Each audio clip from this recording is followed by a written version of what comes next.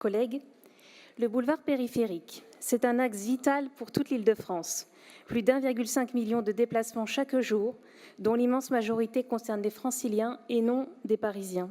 Et pourtant, cette infrastructure régionale par son usage est gérée par une seule et même entité, la mairie de Paris, avec derrière elle l'État sans qui aucune décision ne peut être prise concernant cet axe. Cette même mairie qui décide seule, impose seule, sans concertation, sans études sérieuses et souvent sans la moindre efficacité. En témoigne l'abaissement de la vitesse à 50 km/h. En ne réagissant pas, l'État se porte ainsi co-responsable de ce chaos généralisé sur le boulevard périphérique. Ces décisions transforment cet axe en enfer généralisé. Abaissement généralisé de la vitesse, fermeture d'une voie au mépris du trafic réel, embouteillage aggravé. La seule chose qui progresse, c'est la durée des trajets.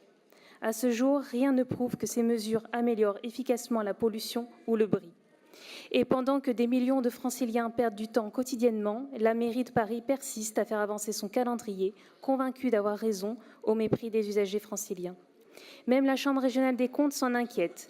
Celle-ci parle de gouvernance éclatée, d'un manque de cohérence et souligne que Paris ne connaît que partiellement et lacunairement l'état du périphérique. Constat très inquiétant. Ce n'est pas une petite remarque, chers collègues, c'est un signal d'alarme. Comment une collectivité surendettée, gouvernée par des anti-voitures primaires, pourrait avoir une vision claire et structurée sur la sécurité, la maintenance et l'avenir de cette infrastructure?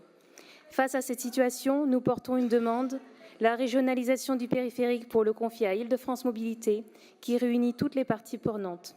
Parce que nous n'avons pas à subir les improvisations de la mairie de Paris, parce que ce boulevard n'est ni un décor de théâtre, ni un jouet pour Madame Hidalgo et Messieurs Grégoire et Béliard, mais une infrastructure essentielle dont dépend l'économie de notre territoire et la vie de nombreux Franciliens. Je vous remercie.